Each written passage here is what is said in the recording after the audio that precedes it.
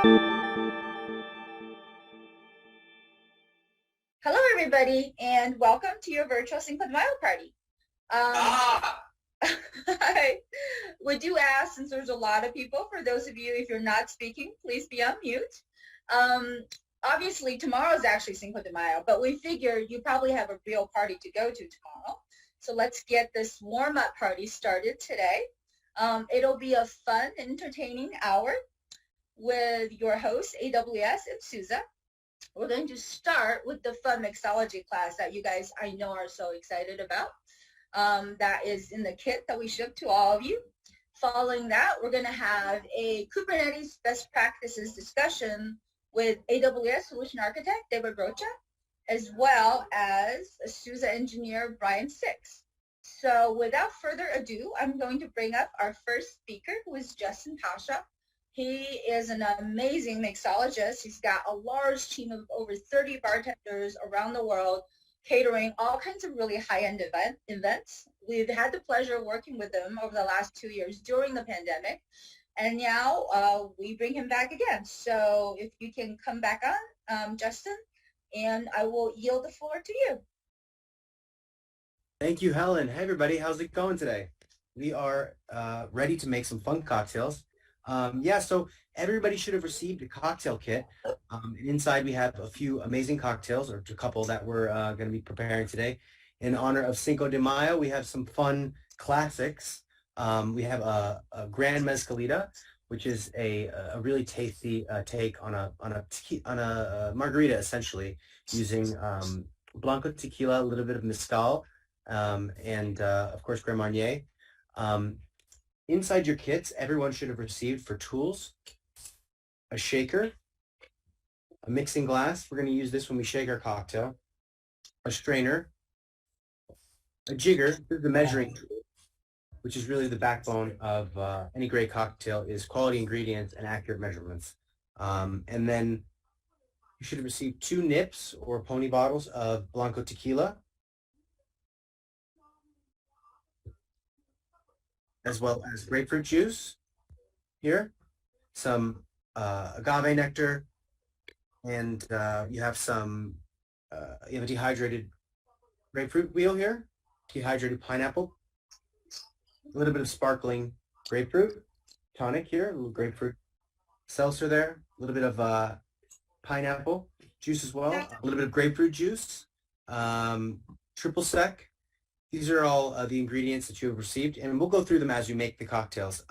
For the first cocktail we're going to make, we're going to go from lightest to, I think, they're both very light and refreshing, but I think the mezcal is the note we want to end on here. So we'll probably kick it off with the Paloma.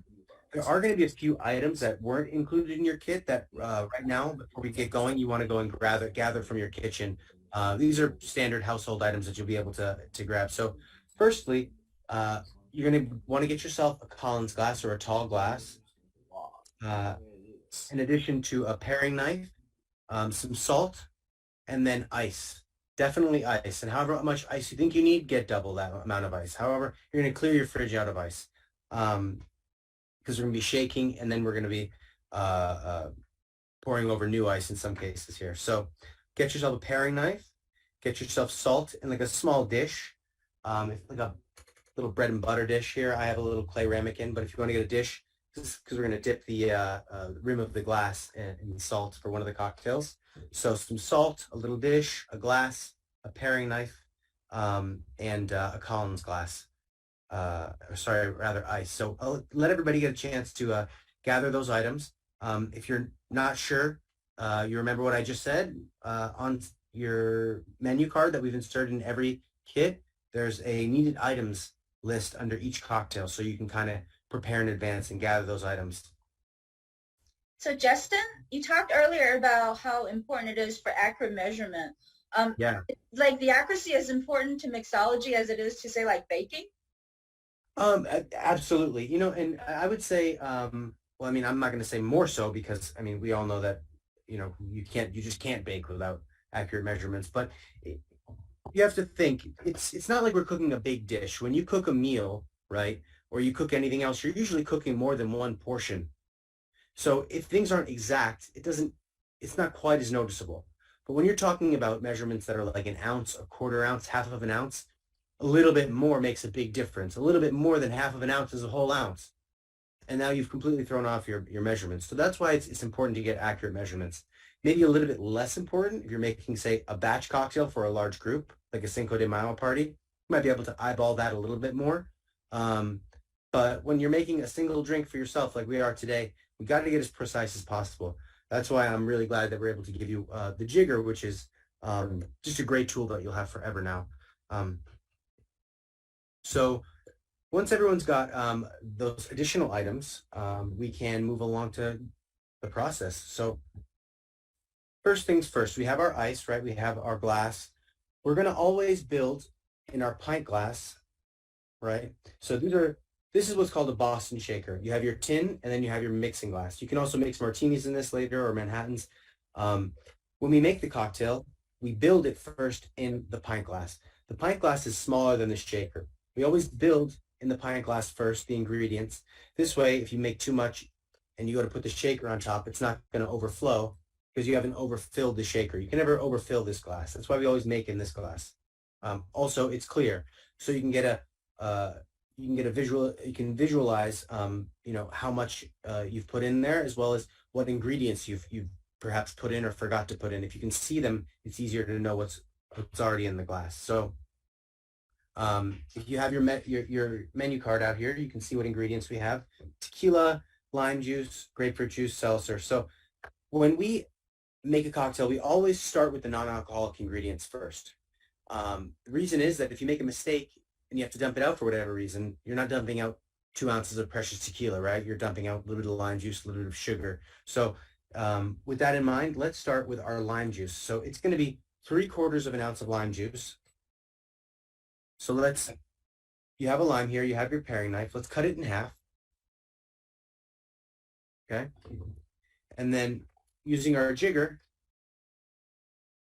you have a jigger that has a 1 ounce and a 2 ounce cup. So 3/4 of an ounce is going to be just about 1/4 of an inch shy from the rim of the small cup. So let's fill that with lime juice. Okay. I forgot to mention, feel free to ask questions. This whole session is interactive. Ask questions for Justin, ask questions later for Brian and David. Please. You can do audio or just put it in chat and I'll read it out for And I have the chat open here too, and I can kind of keep peeking at it. So what's cool is that a lime and a lemon are almost exactly an ounce of liquid is in one lime or lemon. So you're going to be squeezing a whole half of a lime and then, half of the next half of lime. And that's going to be just about 3/4 of an ounce. So now that we have it in our jigger measured out, let's pour it into our glass. If you notice, I haven't put any ice in there yet. This is on purpose. We never pour the ice into the glass until we put all the ingredients in there. It's because when we go to shake the cocktail, we're doing 3 things and 3 things equally. We're chilling the drink, we're aerating the cocktail, right? We're adding air to the beverage, and then we're diluting it. But we don't want to do one of these things more than the other.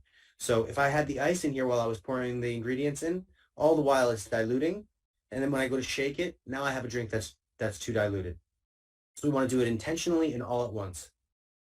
Next, we have our grapefruit juice. So everybody should have a little mini bottle of grapefruit juice. Okay, so that's going to be 1 ounce there. So just a full cup. All right. And then at this point, we're ready to move on to our main attraction, which is the tequila. So 2 ounces of tequila is 1 whole pony bottle. That's exactly 2 ounces in there. So just dump the whole thing in there. All right. Now, next, we add the ice and then we go to shake. But before we do that, let's talk about how we're going to shake. So when we shake, we're going to connect this at an angle, not so that it's straight down, but so that it's an angle, so that the tin and the glass are flush on one side. All right. We're going to shake, not for a long time. It's going to be what we call a quick shake, because this cocktail is going to have a little bit of bubbles and tonic in it. So we don't want to over dilute it in the shaking piece because we're going to shake, we're going to add essentially what is dilution when we add that bit of tonic. So fill it up with ice all the way.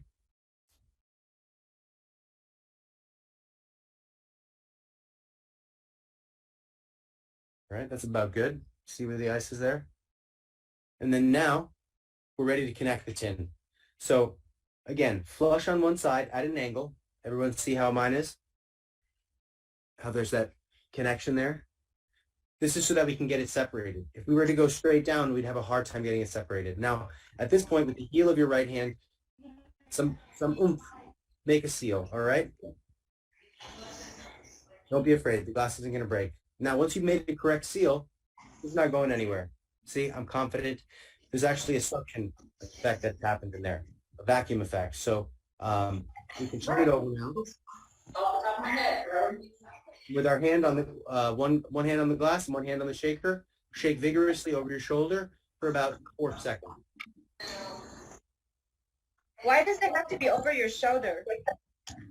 This way, if anything escapes, it hits the wall, it hits you, it doesn't hit your guests, right? So if it's over your shoulder, all right, then that's enough. Now, this is the tricky part, but we want to do it quickly so that we don't dilute the drink in there. With your thumb, we're going to call this 6 o'clock where there's no space, and where there's the most space, 12 o'clock. Holding the shaker, the metal part, with your thumb at 6 o'clock, I want you to take the heel of your other hand, and with momentum from both sides, not clapping from here or clapping to here, but clapping together, I want you to hit with the heel of your hand 3 o'clock. Not where there's the most space and not where there's no space, but where there's a little space, 3 o'clock. We're going to clap, and it's going to open like a button. Okay? And once you've done that, let's crack open our grapefruit tonic, and we're going to pour just a splash, all right? That's perfect. And then pour your drink on top of it.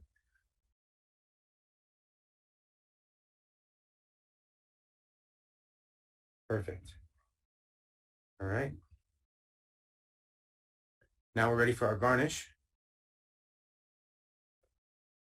Grapefruit wheel, and voila, that's it. Perfect Paloma. Where does the Paloma come from? The It's Mexican. This in Mexico, the Paloma is like equally popular with the margarita. Super refreshing cocktail, not too sweet, very balanced. You can taste the beautiful grapefruit acidity in there. One of my favorites. If you wanted to make it a bit sweeter, you could add agave, you could add simple syrup. We found though that in recent years, the cocktail that has a little bit less sugar in it has just become much more popular. So this is the variation that we make when we do events. The cocktail that's a bit less sweet. But again, if you have any agave at home or any kind of sweetener that's syrup style like honey, you could put that in there as well, and that'll give it a little bit of sweetness. When you talked earlier about the shaking doing 3 things, I had a question about the aeration. Sure. Like in practical terms, what does it do for the cocktail when it's aerated? Is it just like a texture, a mouthfeel kind of thing? Or is there something else more complex? Yeah, so if you think about a can of Coke that you crack fresh and a can of Coke that you have had out for a while, now that's flat, right? They're the same ingredients in that can of Coke, but they taste completely different.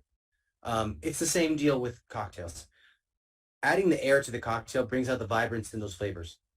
If you were to just stir it, you'd have essentially a flat cocktail.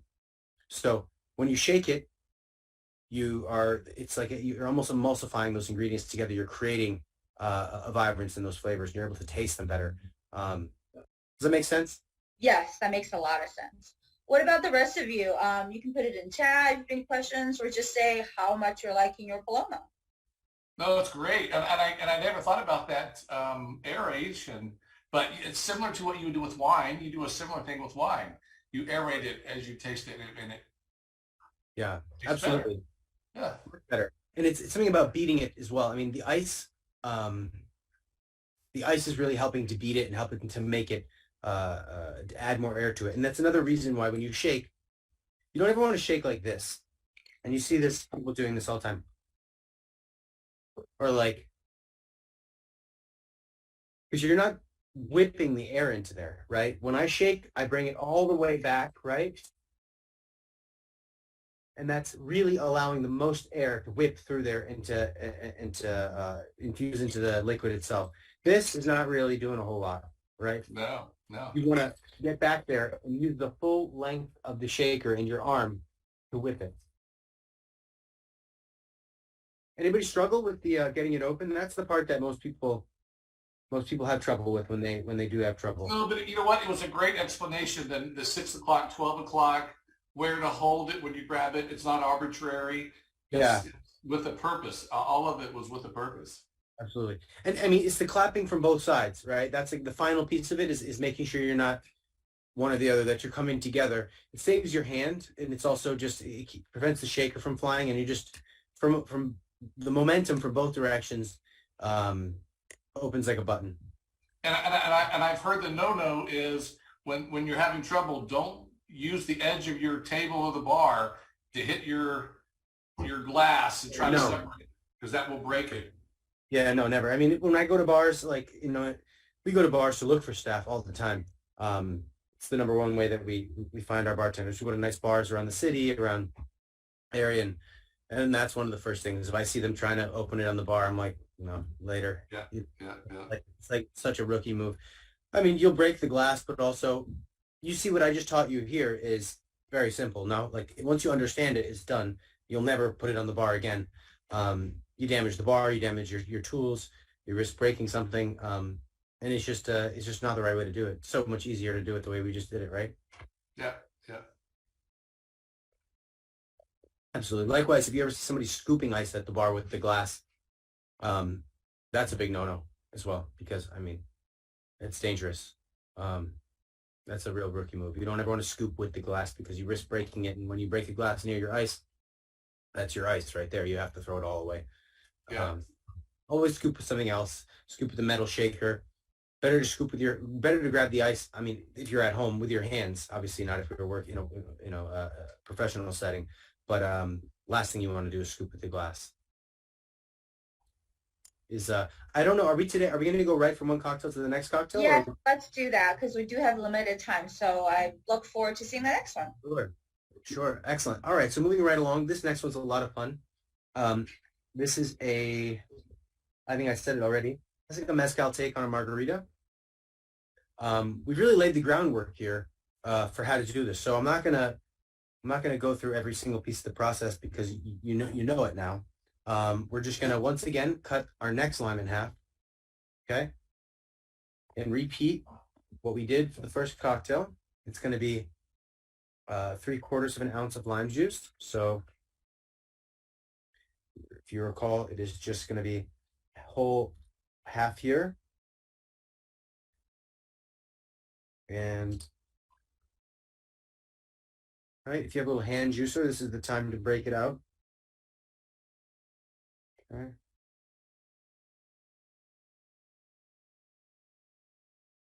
Right. Okay, great. And so now we'll dump that in. Lime juice. And then next we have our pineapple juice. So for this, we're going to put just about 1/2 ounce of pineapple juice. Okay. And then we have our triple sec in our mezcal. So this is going to be 1 ounce of triple sec. What I did was I added mezcal directly to the triple sec. Or sorry, this is not triple sec, this is Grand Marnier. I added it to the Grand Marnier here, and we're going to add just 1 ounce from this, and that's going to be enough because I've already added that. And then we have some Angostura bitters that we dash in there, and our tequila. So last but not least here, our tequila.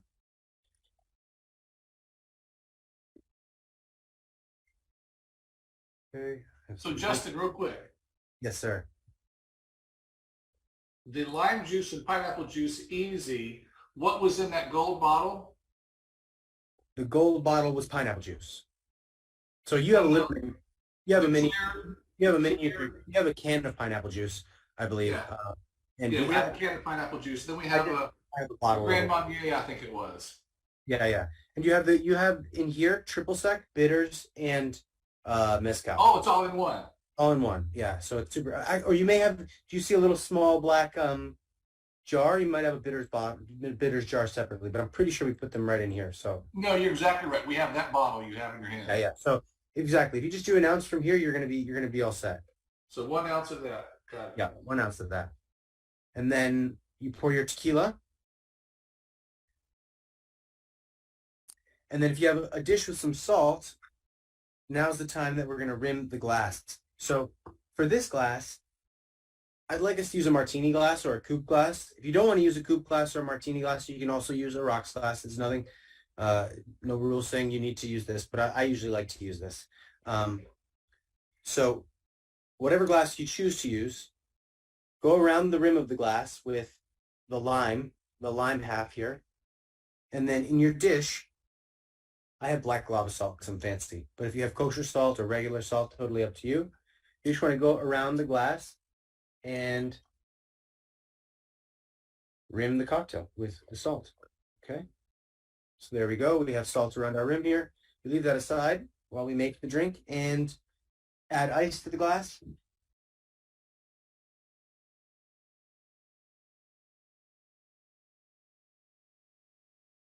Okay. And the same deal. Connect your tin so that it's flush on one side there. Create your seal. Turn it over and shake with big motion. Justin, what would you say is like behind sort of the enduring popularity of the margarita? It's like ever popular through the ages, it seems. I mean, it's just good. I mean, why do people like pizza, right? It's just good. It's awesome. The margarita just strikes a balance, really, with the flavors. And again, the margarita is not unique. The margarita follows a very classic formula, which is, I mean, a margarita is like one or two ingredients away from being a Cosmo, right? It's just one ingredient away from being a daiquiri. It just utilizes a difference. Then once we have the strainer here, you put the strainer on top of the tin with your finger, create some resistance there, and strain your cocktail into your glass.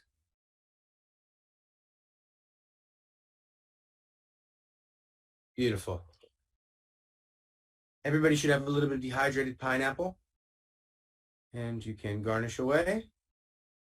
Salud. Let's have a sip. Oh, that's so good.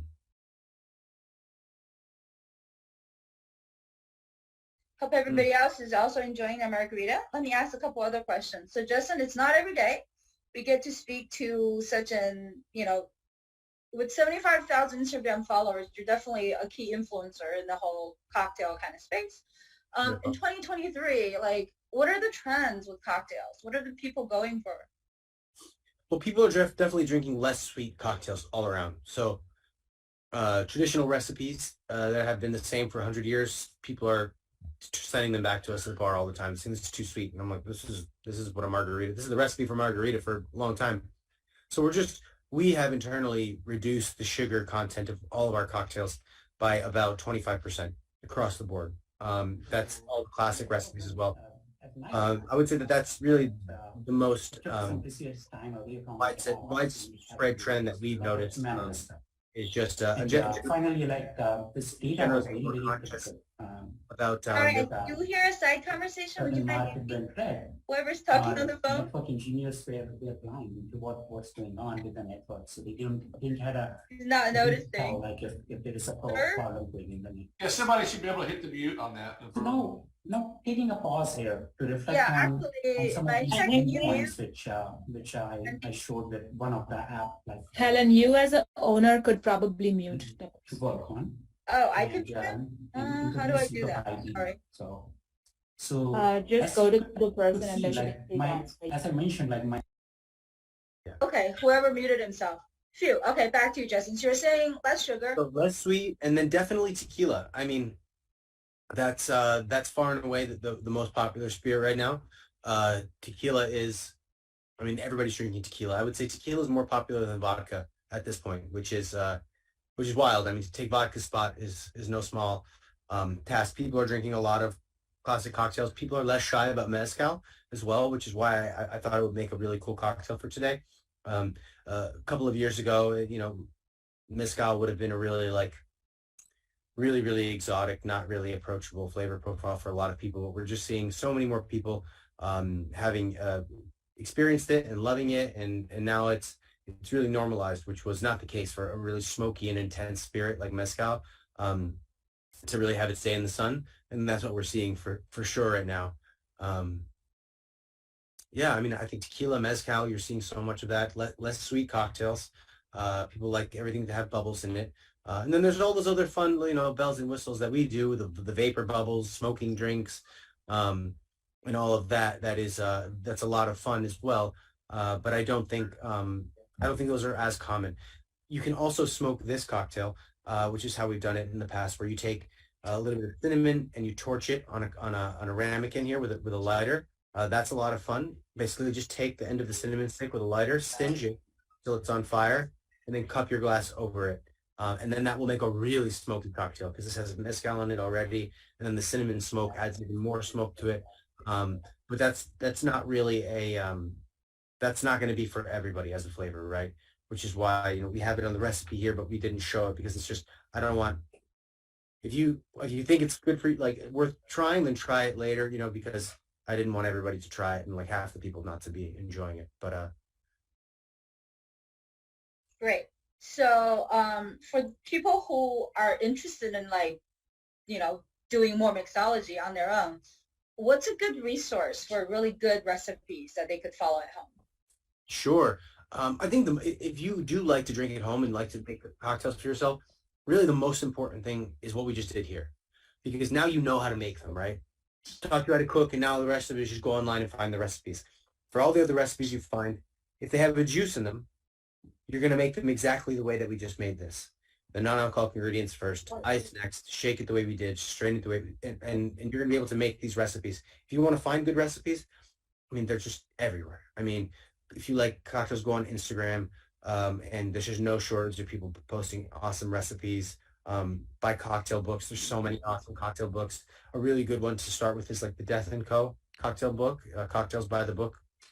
We use that in-house as a reference all the time. It's like a cocktail Bible. They have all the classics. They also have their own signature cocktails in there. I would say the next thing that's really important if you like to make cocktails at home or want to make anything interesting is building out your own liqueur library, right? You having like fresh ingredients and various juices, syrups, is only going to get you so far.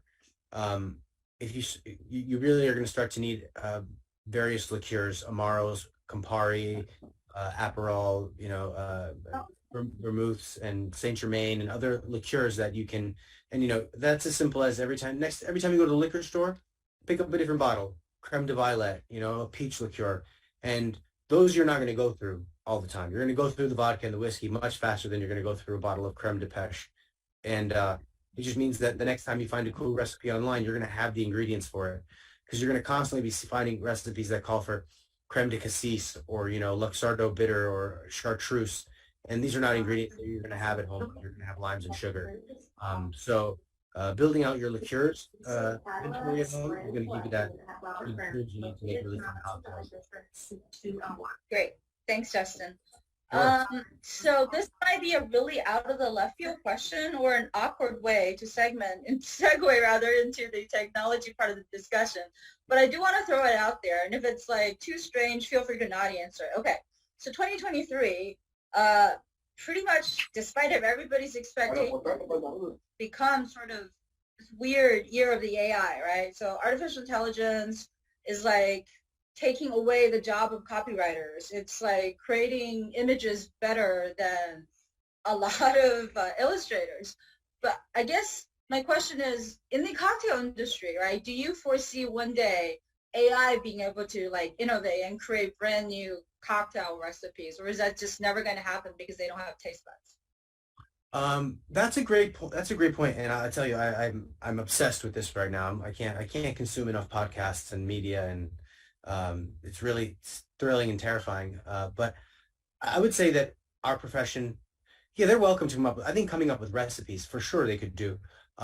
Interesting, once they understand how flavor profiles work together, and if they were able to understand, I mean, they would probably be able to understand, the various cuisines around the world and what flavors different countries are utilizing. I think if there's any areas, because again, there's just so many bartenders, not just now, but for a very long time, that have just been trying to make cocktail recipes.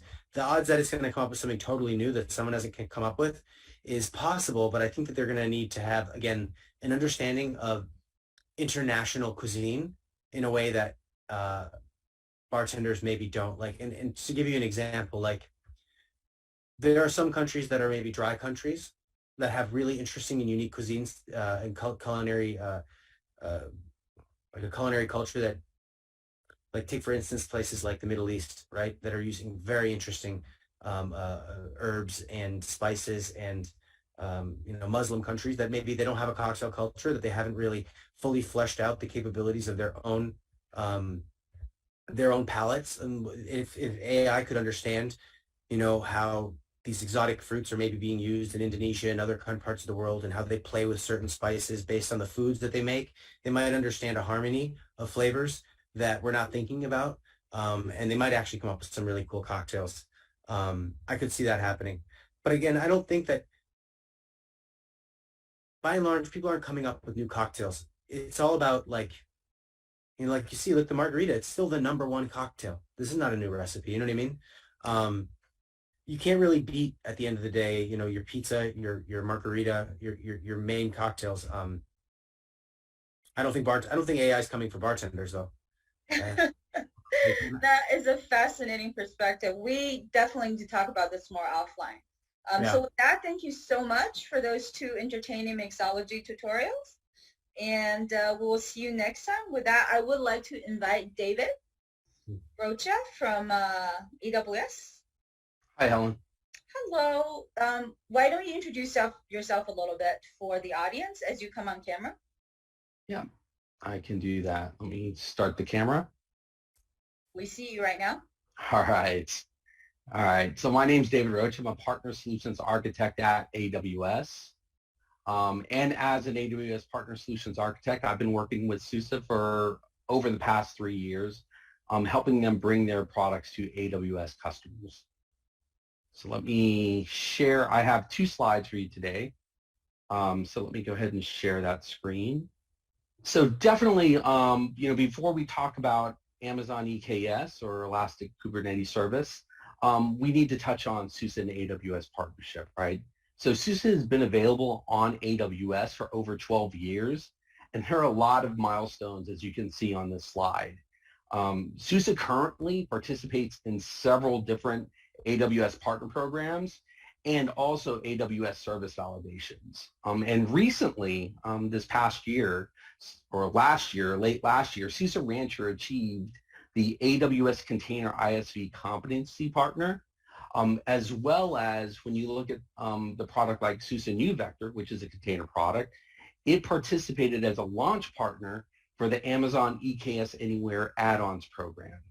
On top of SUSE Linux being an AWS Graviton Ready program, SUSE has really been in lockstep as far as whenever we launch something, SUSE is right there supporting it. So it's a great relationship. All right. So today I have 1 slide on Amazon EKS, with 5 key takeaways. The first one, Rancher supports deploying, managing, and running on Amazon Elastic Kubernetes Service. So I'll just say EKS for short.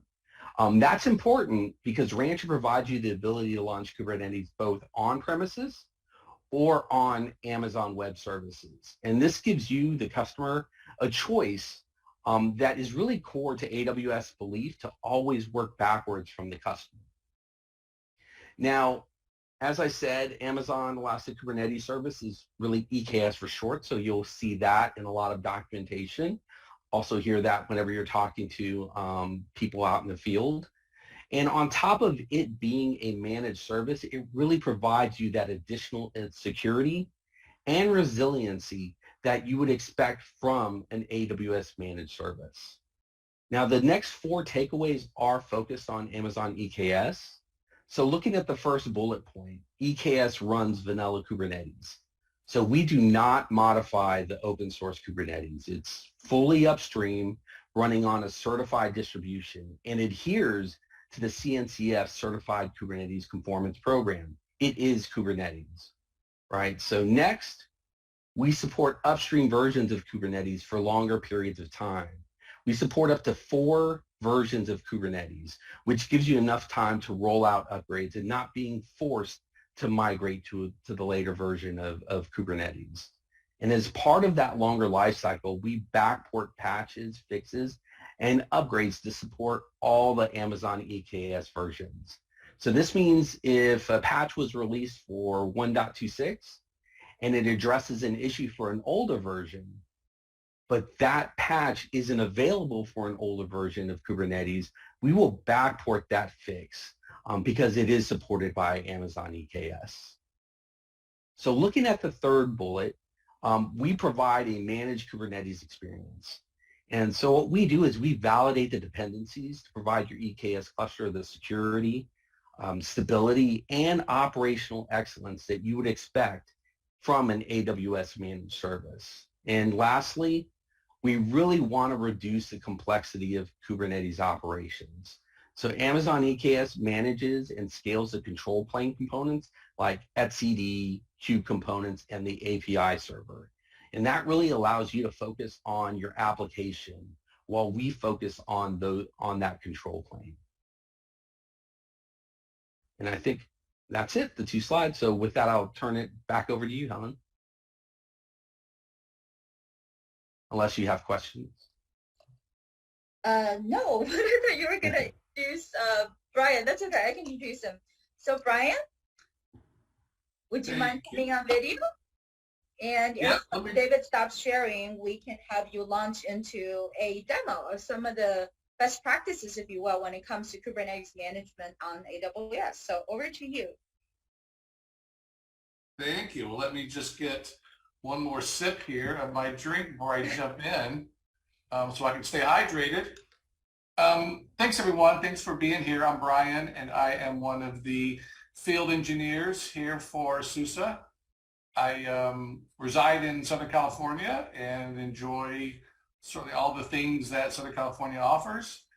But today we're here to follow up this great conversation around Mixology with a product that we have called Rancher, which in and of itself does a lot of mixing of pieces together, if you will. When you leverage Rancher, one of Rancher's sort of its best asset is the fact that it can manage and harness all of your Kubernetes clusters and the management and life cycle of them all in one unified interface. So if you see the screen that I'm sharing with you today, there are several Kubernetes clusters, if you can watch my mouse here, several Kubernetes clusters in existence. Some of them live in a data center, some of them live at the edge, some of them live in the cloud. So the takeaway here is that regardless of where the Kubernetes systems are deployed, Rancher can help the management of all of them, help bring that into a unified interface. And Rancher is not too particular about the Kubernetes cluster in of itself. We support what's called any Cloud Native Compute Foundation certified Kubernetes. So basically, the Cloud Native Compute Foundation has put together some standards, and here are the standards that if you comply with these, you are a CNCF certified Kubernetes. So as long as those Kubernetes distributions are one of those, we can manage them inside of Rancher. But what's beautiful, for example, about Rancher and AWS is that when we look at creating or importing, some way of getting clusters into Rancher, notice Amazon EKS and EC2 instances are available right inside the Rancher interface. And so once an individual defines all of their credentials, from within Rancher, we can spin up EKS clusters, or we can spin up EC2 instances and put a Kubernetes on top of them. So you sort of have, you know, the choice is yours approach to how you want your Kubernetes deployed. We support them very tightly with Amazon. In fact, they were the first cloud provider that we were building an interface with, because the APIs defined in AWS were just phenomenal at the time, and still are. But at the time when we first were doing this, it was what we needed to be able to create this kind of interface. But the takeaway here, though, is that cluster management can be instantiated from within Rancher, or you can use an import operation to pull a cluster in that may already be in existence. So there are many times where customers have Kubernetes already in place, they're already using it, things start to grow, it gets to be a little bigger than what they can manage from a cluster by cluster basis, and they need to import them. This import screen allows me to bring those clusters in a very easy fashion. The one nice thing about the architecture around Rancher is that we don't require a lot of firewall sort of hole pins and things like that created just to connect to Rancher.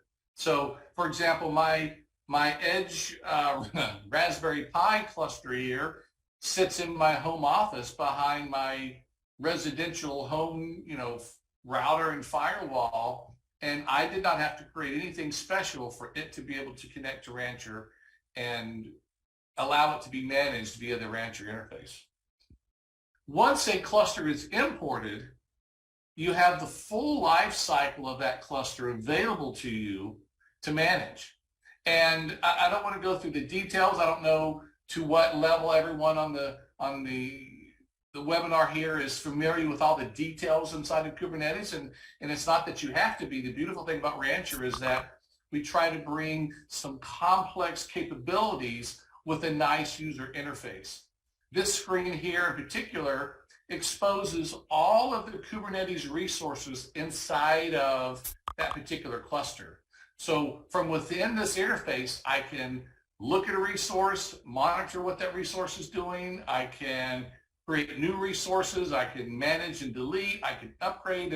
I have the full range of capabilities against that particular cluster, and I don't even know where it is.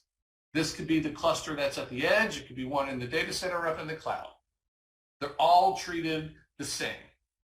I can even leverage certain functionalities within the Kubernetes cluster, some of which are very well known. So we have wizards and things to help you create a lot of those very well-known resources.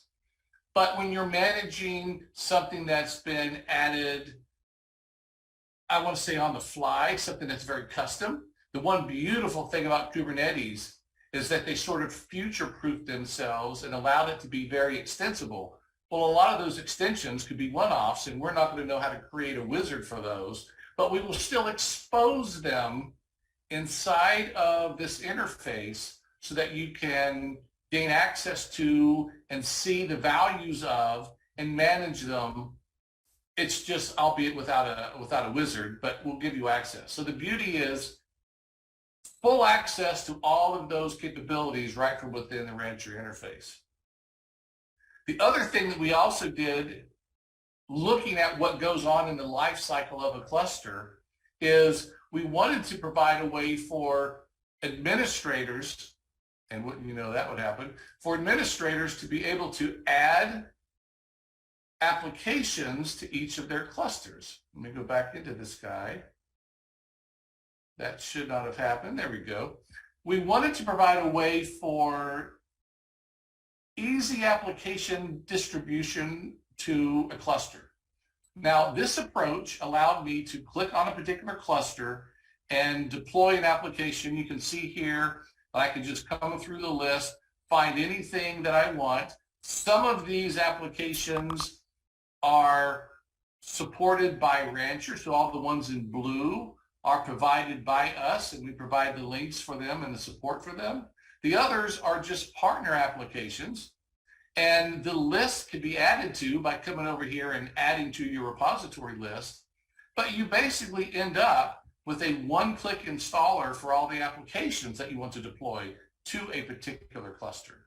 So it's again, you don't have to be a guru at Kubernetes to be able to come in and deploy applications, monitor the particular servers and the workloads, and be able to drive value out of Rancher, even if you're not, this wizard around Kubernetes. There are several other great aspects of Kubernetes, or at least what Rancher brings to Kubernetes. Continuous delivery, however, is an interesting approach when your clusters reach some limit where you don't want to even manage them one by one, which is the way that I'm doing it here. I'm clicking on a cluster, I'm looking at the applications, and I'm going to click on a particular application like OPA Gatekeeper and click on the install button. When you've got so many clusters that becomes cumbersome, you can leverage a component within Rancher called continuous delivery. And continuous delivery allows me to do more of a group installation, if you will, a group assignment of applications.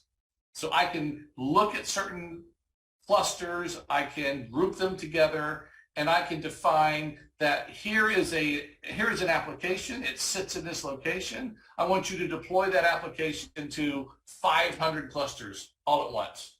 And it's very, very scalable at doing that. We have a great authentication and roles-based access control system built in. So you can add users into Rancher individually. You can also leverage certain auth providers. So these are identity providers. So if you've got all of your users defined in an Active Directory system or an ADFS system, we can point to that and use those credentials for authenticating to Rancher. So it's not another name and another password that people have to remember.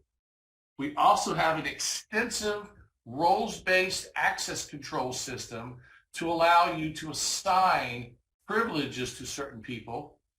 And if some of these privileges, if the combination of what these privileges give is not exactly what you want, you could come up in here and click on create and build your own role. And so therefore, Rancher can work with you to sort of build the right kind of management interface with the features that you want and the associated roles-based access control that would help you feel like you're giving the right people the right privileges, some of which can be read-only. They can't touch or do anything, but they can come in and do monitoring, or they can have everything up to full administrative access control privileges. There are several features within Rancher. I'm thinking of, let's see here. Everything, there's so much in this, I don't want to make it sound like it's too difficult, but it's very comprehensive, both from a cluster management perspective in terms of, for example, being able to see all of your clusters, monitor where they are, look at the particular versions that each cluster is running, and determining and notifying yourself, or at least alerting yourself to the number of machines that are in your clusters, and being able to leverage all of this to help you manage, because it gives you all this information all in one place. You'll notice we have a location here where we store all of our cloud credentials. So this is the area that allows me the privileges of being able to go in and create and import, in this case, bringing in AWS clusters. So I have my access key and my secret key for AWS stored in here. And from here, I can go out and, again, create clusters and import clusters all day long. Any questions? I've not been looking at the chat. Does anybody see any questions? My chat window has gone away. Here we go. I don't see Don't see anything. any questions, but Any while chats you're so prepping far? the next part of your demo, maybe a question for David. So obviously, one of the reasons we're partnering up on this webinar / virtual event is because you can now buy Rancher directly on AWS Marketplace. So for a customer, what are the advantages of doing that?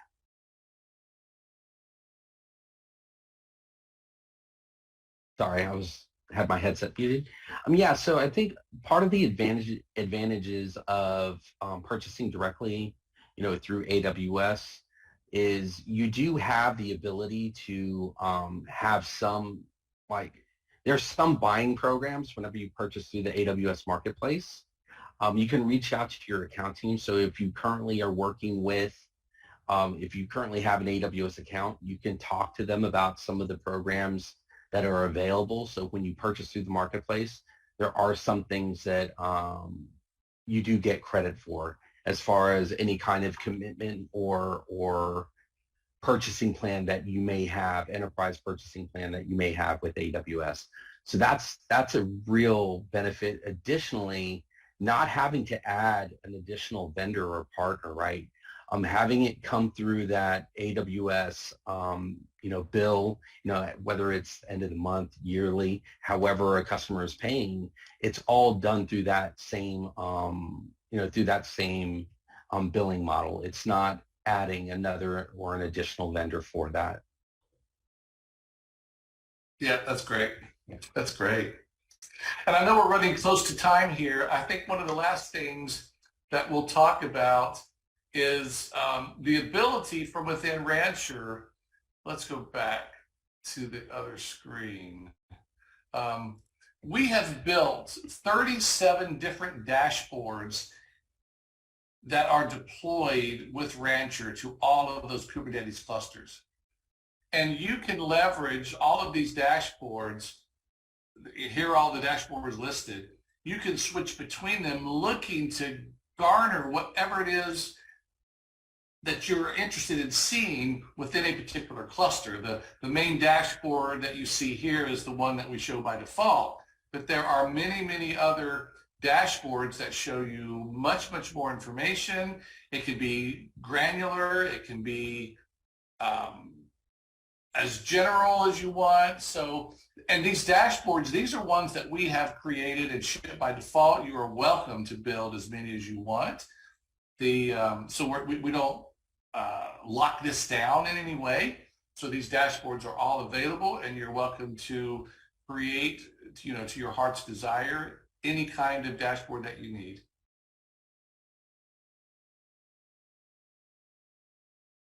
So you were talking about scalability, Brian, earlier. I think I read somewhere that says, like, literally with the push of a button, Rancher could launch like 1 million clusters. Is that still the record? Well, Rancher can deploy applications easily to 1 million clusters. So we've tested that for a while now. We continue to test and improve the performance there. But through the create function, I can create clusters at will, and those cluster numbers can be, single node clusters, multi-node clusters. We can certainly do those at scale, and we can manage the application delivery to applications at scale. And that's, depending on your needs and your use cases, that can be a very important component because it's all part of Rancher. There are a lot of systems that might let you do some of what Rancher does, but you need other tooling to provide automated installations, scalable deployments, that kind of thing. The ability, for example, for us to click on a particular cluster and ask it, well, tell us, cluster, how well do you comply with CIS benchmark scannings? Run a scan against it. Show me what the results are. If there are areas that we fail, show me what those areas are, and give me remediation steps. Tell me what I can do to modify my particular installation so that I can pass that particular CIS benchmark scanning. Well, we try to include and incorporate that all into a single unified interface along with all of the different clusters to bring together a whole management approach that is all inclusive here and not tying in pieces of 25 other applications and bring it all together under one roof. In fact, we've since taken our security component where we apply security standards to a particular Kubernetes cluster, and that's called NuVector, and we can now integrate NuVector right into the Rancher interface.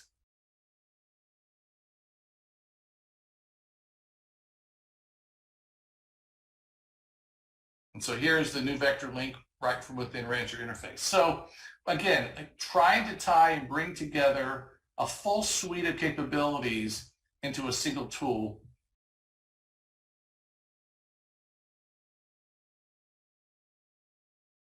But outside of some other questions, Alan, I think that's about it. All right. Thank you very much. And thank you for each of you that stayed with us for this hopefully fun and entertaining and educational hour. We very much love hosting these events with you. There's going to be a new Vector virtual event later in the year that I would love to have you guys come join. And we look forward to seeing you as one of our physical events, either reInvent or one of the AWS summits at a city near you. Thanks again for joining and see you next time. Bye-bye.